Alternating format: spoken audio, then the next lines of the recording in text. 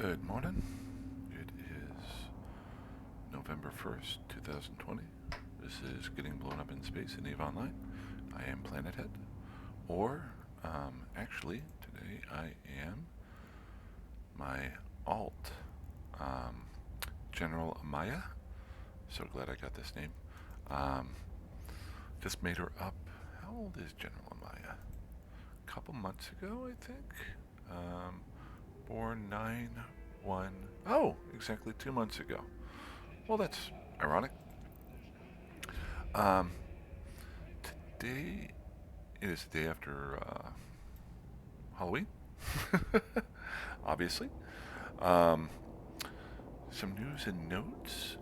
Sorry I wasn't in yesterday.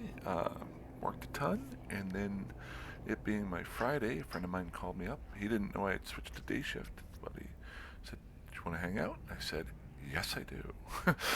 So I did last night versus playing Eve, because you've got to do other things. Um, so got some good sleep in. Um, Good long week of work. Got a lot done, but ready to play some Eve. So some news going around right now. Um, Before I get into the gameplay that I'm going to be doing today. Um, uh, One nice thing when you're at work is you kind of try to figure out what you want to do. Um, when you're doing the scavenger kind of weird lifestyle in Eve, you're not into a grind. You're just kind of like, hey, what do I want to do tomorrow? And you do it. So one thing I was looking forward to down the road is maybe doing a little bit more exploration in some of the systems that I've never been to. Um, some might be these these player-owned areas out on the far edges. I've never been out to delve where the war is going on right now. Um, One spot I've never been into is the outer ring out here. I don't think very many people have been out here. Um, just trying to figure out, hey, how can I get there? And I know it's currently just outside of Syndicate, so it might be my next little jaunt for a day, just to see where I'm at. It is kind of a long trek to get there from where I am currently.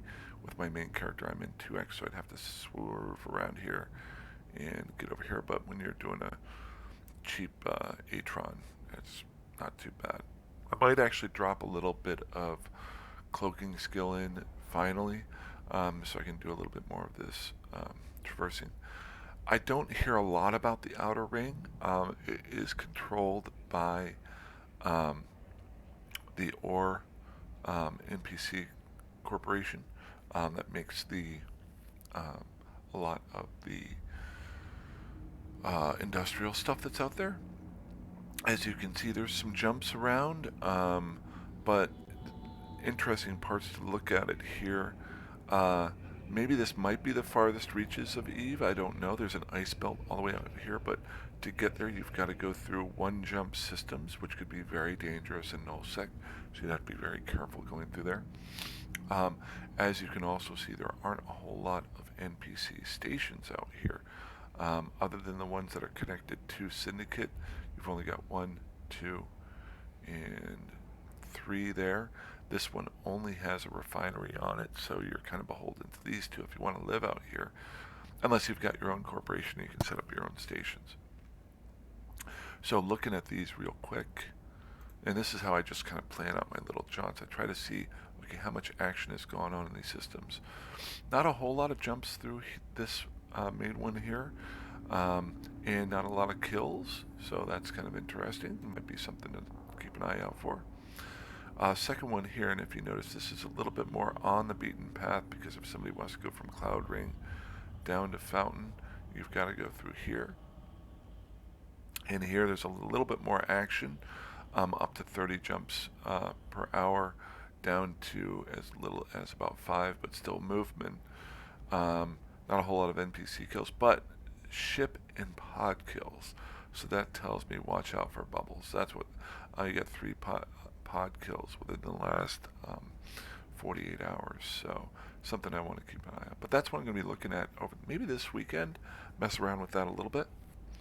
As far as news in Eve, I'll just talk about the major war that's going on right now. Don't want to delve too much into it. Delve. Ha! um, if you've been keeping up on it, the and I haven't read a lot into the last day or so because I was busy.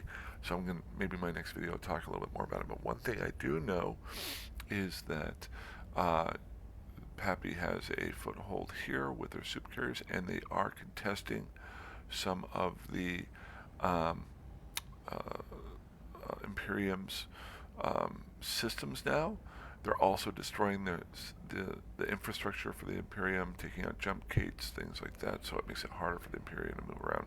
So this is going to be a really slow grind, I think, but a lot of times when this happens, you finally hit a beachhead, and then you push, push, push, push, and there's going to be, at some point, hopefully a big um, mashup between the two. Small note, um, if you've been checking, and I don't know the exact things, but Eve did break. It did get registered as the largest battle, PvP um, player battle in internet history, um, and was recognized by the Guinness Book of World Records for that just recently. You can look that one up. It is a record that was beaten. Uh, they've owned the last two, so it's just something they just keep increasing on. But that's pretty cool. The other thing that's kind of gotten me interested, and I'm looking to see how this changes things a little bit. Um, the Imperium always owned these areas here, and the Test Alliance, which is one of the major groups, if not the most major group of the Pappy forces who are fighting um, with the Imperium, they always owned this area here. Well, what's happening down in Esoteria is kind of interesting, and something I really want to keep an eye on because I kind of almost find this a little bit more interesting. Um, the Alliance Bastion has started fighting and taking over systems from Test, while Test's main guys are away fighting the big war. And as you can see here, they've actually taken over a couple of systems and started setting down some roots. I don't know a lot about them, but just doing some brief, and this just to show you how you can do some research on things. You pull up a system, it'll tell you who actually owns the system in Dotland, and then if I just click on the alliance name, it'll tell you um, a lot about the alliance here, which systems they actually own. I haven't done a lot. This is something that's going to be very interesting to me. Looks like they own parts of Delphi. I think maybe they're part of the Imperium. I would like to find that out. It shouldn't take too long. And they're part of Fountain. So I'm really kind of assuming that they're part of the Imperium, but looking a little bit, maybe not, but looking a little bit more into them, and this is really what kind of perked my mind. They've got around 50 corporations as part of them, but when you, oops, wrong button, there we go. When you look at their corporations, this was really kind of neat to me. A lot of the big alliances have one or two really big corporations, like thousands strong, and then a lot of smaller ones. And I don't know anything about Bastion. This is what has kind of intrigued me on wanting to learn about them. Um, if you look here, they've got one corporation that's 180, and one that's 161, and 130, and 128.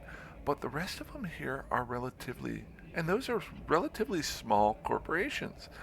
All of their corporations, even though they've got 2,300, almost 2,400 members, are small. Really cool, really kind of cool. To do a comparison, let's go back over to, I just hit universe. Let's go to test. I don't know. I haven't even looked at them. Go into test, and you can go to, there we go. We'll go to test. Lions, please ignore. Still love that name. Been around forever. They've got over 80 corporations. Okay, and let's look at their corporations that they have. Now, here's a great example. Test has 16,000 members. Big difference. Um, but Dreadit has 3,600 members in it. You have 400 there, 700, 600. So a lot of their um, corporations are fairly large. Most of them, if you look at 1, 2, 3, 4, 5, 6, 7, 8, you can all count. You can see how many. All these corporations are larger than the largest one that's in Bastion. I also kind of like the Bastion name too. So that's something you can do with Dotlan when you're trying to figure out where you want to go, what you want to look at, what you want to do, maybe who you might want to join, who you might want to leave. I just to show you how you can look at systems that you might want to explore, or corporations that you might want to join, or just check out. So, but that is that. Uh, the main thing today I want to show you is I am just on the cusp of finishing off my alt characters startup. This is General Amaya. In honor of General Amaya, I've taken a picture of the Dragon Prince and put General Amaya in there as my background. Maybe my favorite character on the show. As you've probably listened to me before, I'm infatuated with the show recently. I was really glad I got this name. I tried to use the profile creator to make it as close as possible to General Amaya. It's still a little bit off. She looks a lot younger. Um, as an example, I have never put any skills, if you can see here. I've never trained any skills with her. I'm only trained by main on the account. Um, what I've done is it gives you your base skills, and every day you boot up, you get those chances where you go kill 1 rat or 5 rats, and you get so many experience points for doing that. Unless you get some of the other quests. I've just skilled her up doing that. She she is currently able to fly, and I've skilled up all of the um, factions frigates and to 1 level, and the industrial ships to 1 level. It's very important to do that if you're wanting to do this to start it up. I literally spend 5 minutes a day doing her little rat blowing up stuff. The other thing I'll do if I'm just a little bit bored and I want to do something, and this is where I'm finishing off, is I've finished off 3, and today will be the 4th, all of the career missions for all of the um, factions, the Amar, the Galente, the Kaldari, and the Minmatar. Today I'm finishing off the Amar, um, and that does a big bonus for you. It does multiple things. When you do the career missions, they give you a lot of free ships, and they give you some really free equipment. So what I'll do here is and it sets you up for being able to have a hauling alt. I've talked about her in the past, but also something on the side that you can do. Maybe you're doing your taxes or doing some bills and stuff, and you just want to run around with a ship making a little bit of money, or you just want to move around high sec and check out some different areas. I like to do distribution missions. When you skill up through the career missions, I'll just show you here. I can now fly distribution missions, level 2 distribution missions, for every faction because I skilled up through the career missions. So just to show you, I put it at high sec. And for the Amar, these are all level 2 missions that I can do if I want to. And level 2 distance, good, good, good. If I want to do Kaldari, and I can just go by what's the closest. There's Kaldari distribution missions just 4 jumps away. Same thing with Galente. And I'm currently in this system, so. And last but not least, Minmatar. If I'm over in Minmatar space, I can just jump in a ship and go with it.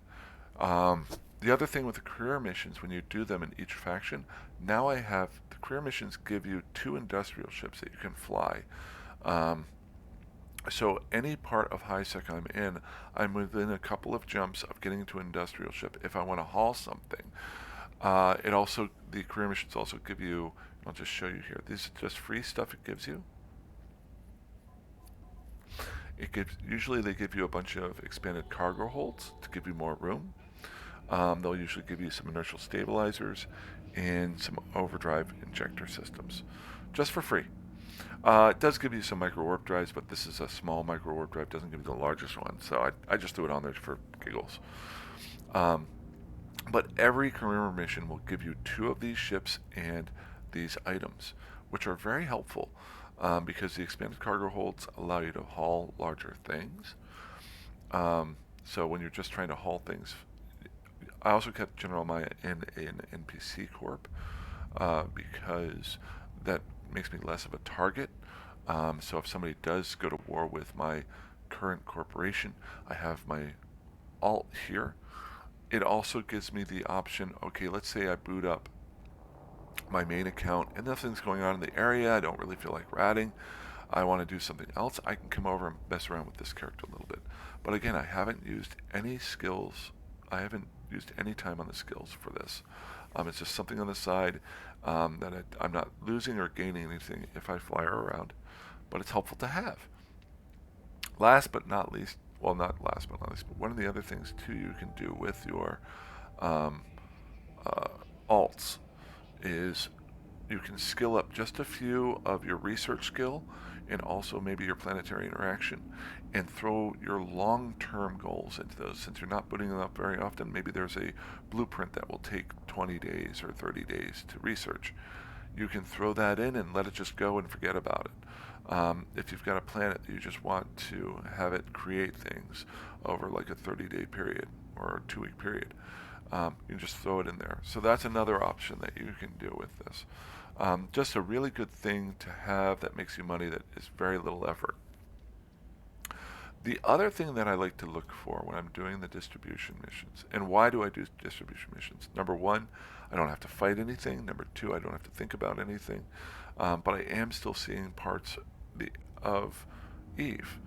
I fly around to different areas. Maybe I see different ideas of systems or constellations of things that I want to maybe set up shop in for a little while. But I try to do it a little bit smarter. I try to go into, and if you'll look here, I'm looking at all the Minmatar level 2 missions that I have.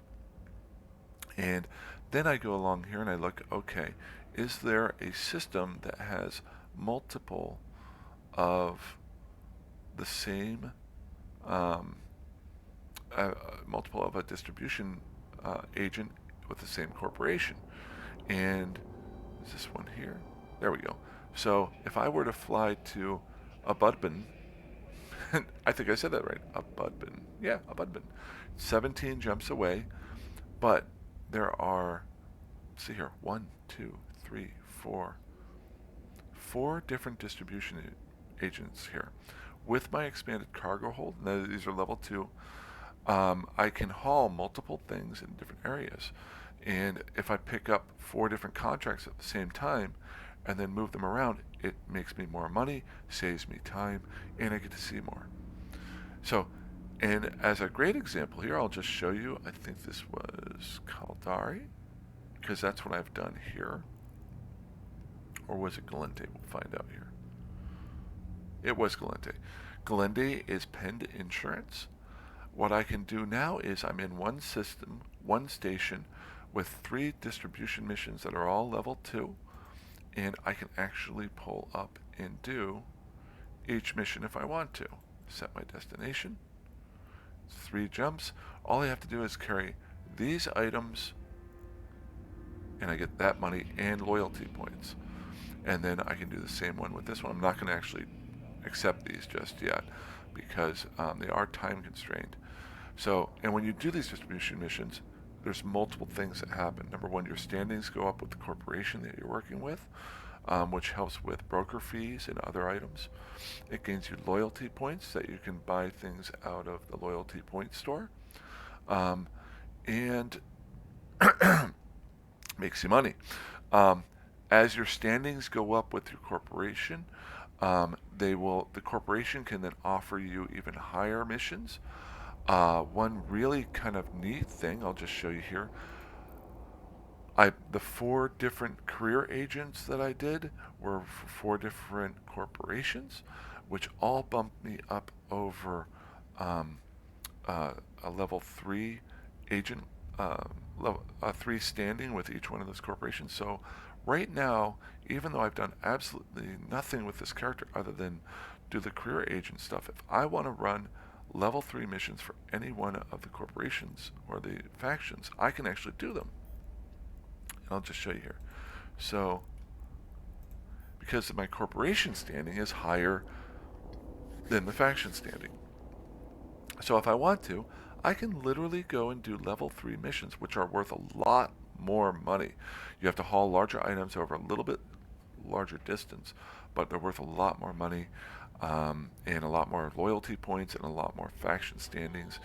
Um, and that's awesome, because then you just grow and grow and grow, and your standings get faster.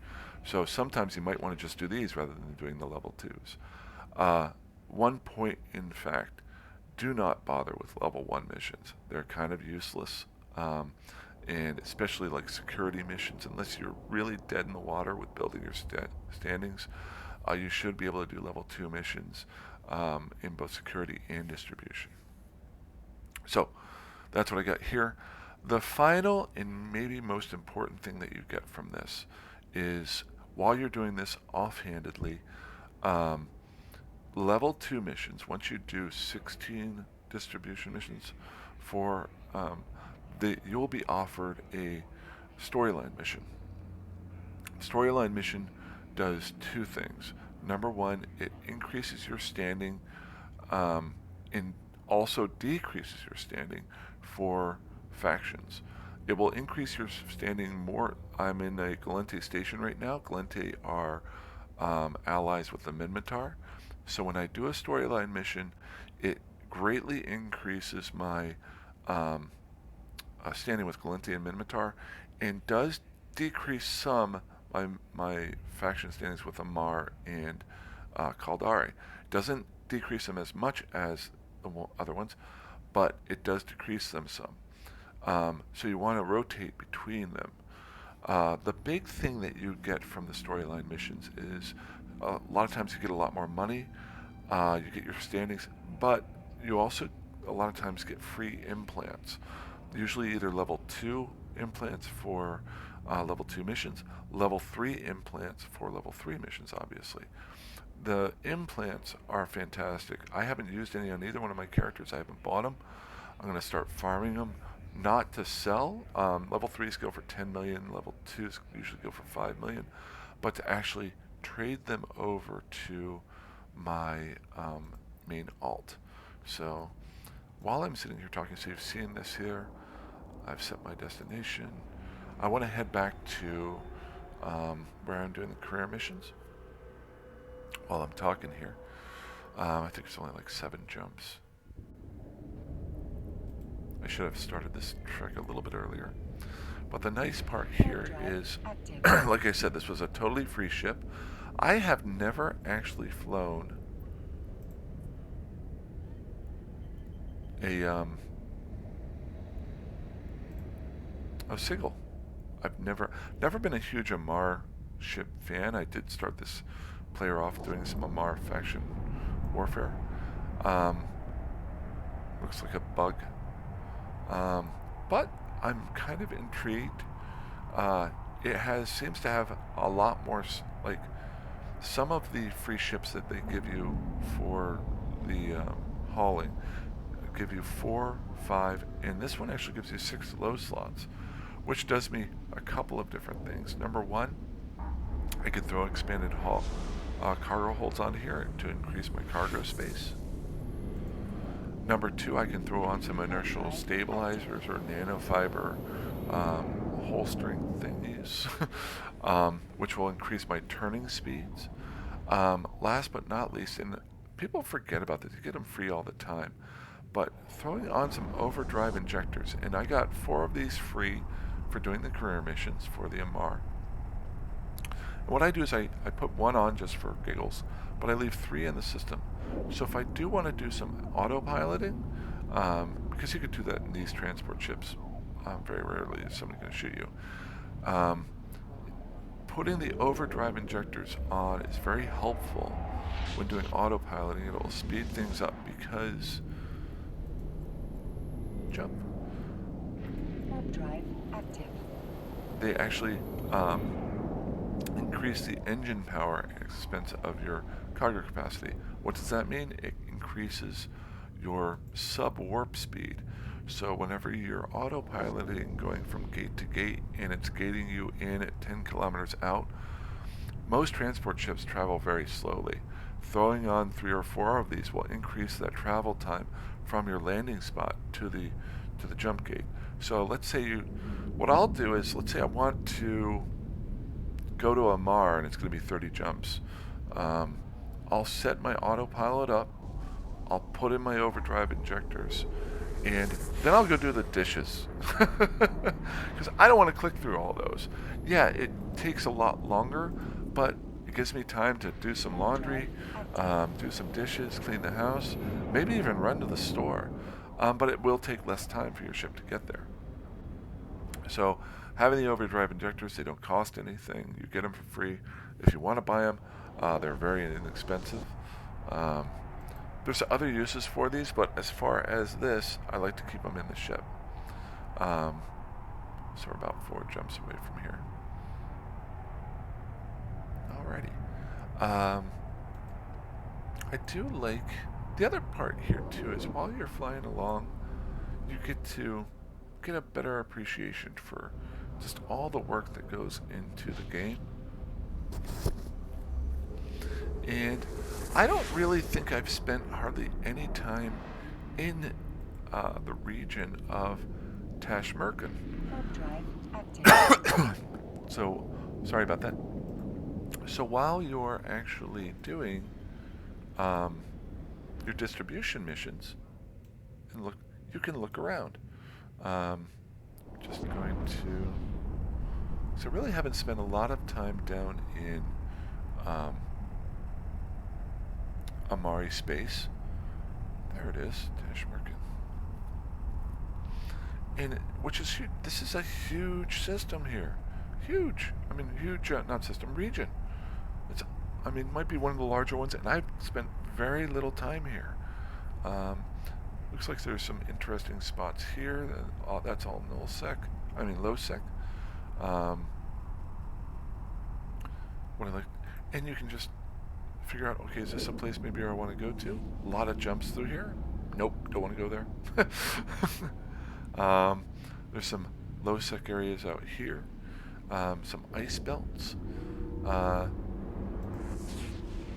Jumping through. Another thing I like to play around with too when I'm doing these distribution missions, or just traveling, is going into the first-person view. There's really no use. If somebody has a use for the first-person view in Eve, let me know. Other than it's pretty, because I like it. I kind of wish and this would be unneeded, but I kind of wish they would, for the first-person view, take away your since you really don't have much of a use for it gameplay-wise. Take away your overview and actually put all of these items, the most important items, into a cockpit. Sounds weird, but you wouldn't have your inventory up. Maybe you might have your local on there. Maybe you'd have your overview, but it'd be like a spaceship cockpit that would have these things. And each maybe start off with each faction to have a different cockpit, but later on maybe have a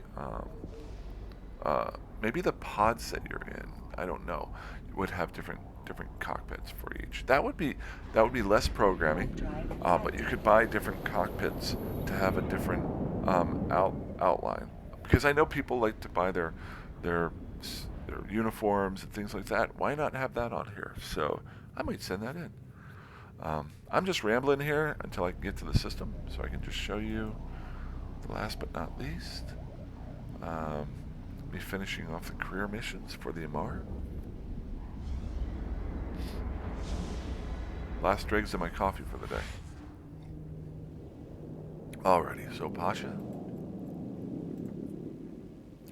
And just to show you, I have things in only 5 stations, and all of these stations are, except for this one, I'm trying to trash these and it won't let me. Um, so I'm not going to say it, AKI system, Maluker, Pasha, and Trossair. Those are all your career mission stations. There's also 3 times 4 is 12. 9 other. Docking Brain is permission not requested. functioning. Docking request 8 accepted. other systems that you can do this with to increase your standings, but I did one for each. The last mission that I had to do was to build a ship, which finished up here, so we will go ahead and finish my job. You can do almost every one of the missions in the career agents with a venture with 2 drones. So you have to skill up your drone skills to level 2 and light combat drones. That's all you got to do. That's it. So start off with a Galente and you've already got most of it. So I just finished that off. We're going to go in. As you can see here, I've finished all of these career missions here. I'm going to go ahead and complete that. I get a sigil for it. So I've got a second sigil just sitting here for me to fly. It's given me, just by doing the career missions, all these ships. So I now also have 2. They'll give you, I flew in with this venture. They'll give you 2 ventures everywhere you go. So now I have 8 free ventures sitting out there with a lot of items to fix them up with. And they'll give you some backup fighters and even a destroyer. So if things go horribly wrong, you always have a place to stop back at, pick up a ship, especially for the beginning players.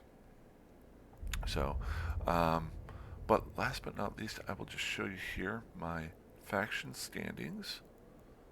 Character. I have no idea. 32 minutes. I gotta shorten these up.